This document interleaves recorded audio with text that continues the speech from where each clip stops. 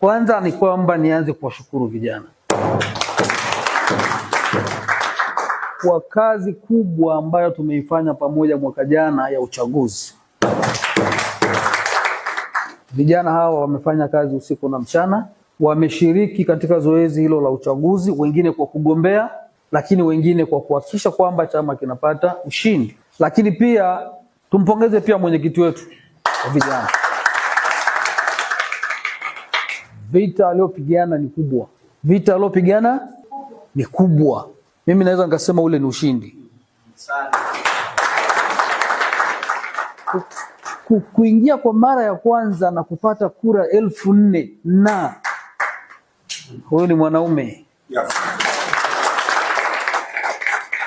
Maana yake ametuonesha kwamba vijana tukiamua tunaweza. Ni kielelezo mzuri wa vijana wa mkoa wa Kagera anayeishi na ndoto. Kwamba sio unakuwa tu mmoja wa vijana basi ukae uishia kuwa na ndoto. Na ndoto hiyo uipiganie. Yaani pigania ndoto yako mpaka tone la mwisho la damu yako. Huyo ndo kijana wa CCM anayetakiwa. Kijana wa CCM si wa kulalamika, ni wa kutafuta njia na kwenda. Mheshimiwa Mwenyekiti, kwetu kukata tamaa ni dhambi. Sio mwiko, ni dhambi. Anguka, amka. Anguka.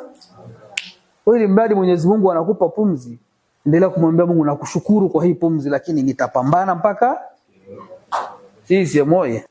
Ndugu Mwenyekiti, kama nilivyotangulia kusema, baraza letu hili ni la kikanuni na ni baraza la 6 tangu tumeanza uongozi wetu mwaka 2022. Ndugu Mwenyekiti, moja ya azma ambayo tuliweka ndani ya kamati ya utekelezaji ya umoja wa vijana wa CCM, tulisema ndani ya muda wetu wa miaka 5 tutahakikisha tunatoa fursa sawa ya kupeleka mabaraza na vikao vyetu vya kamati ya utekelezaji kwenye wilaya zote, ili tuondoe ile dhana ya kwamba kila kitu kinafanyika makao makuu ya mkoa. Kwa tulipoanza baraza, nakumbuka na wajumbe watakuwa nakumbuka, tulianza baraza letu kwenye wilaya Karagwe. Tukatoka Karagwe tukaenda wilaya gani? Biharamulo. Tukatoka Biharamulo tukaenda Misenyi. Tukatoka Misenyi tukaenda Muleba. Tukatoka Muleba tukaenda Ngara.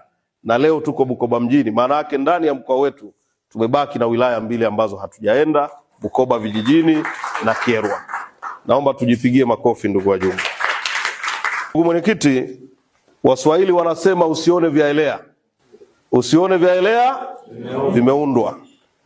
Hizi sifa, pongezi tunazopewa kila upande za umoja wa vijana zinatokea kwa sababu mwenyekiti umeamua zitokee. Ndugu Mwenyekiti, ungekubali kuchukua kamba ukaweka kwenye miguu yetu ukatufunga kwenye mti, leo pongezi hizi usingekuwa unazisikia. Lakini umetupa fursa sisi kama jumuiya za chama kuhakikisha kila mwenye uwezo wa kuonyesha talanta yake aonyeshe kwenye eneo lake bila wasiwasi wowote. Majungu, fitna, shoti zinakuja, lakini zote unazipangua. Ndugu Mwenyekiti, tunakushukuru sana kwa kutupa nafasi. Nina historia ya kutoka umoja wa vijana na kuja huku, lakini naamini katika uwezo wa vijana. Kama kijana ameonyesha uwezo wake, usimwekee kauzibe. Muachie aende. Kuteleza si kufanya nini? Si kwamba kila kitu utakachojaribu utafanikiwa.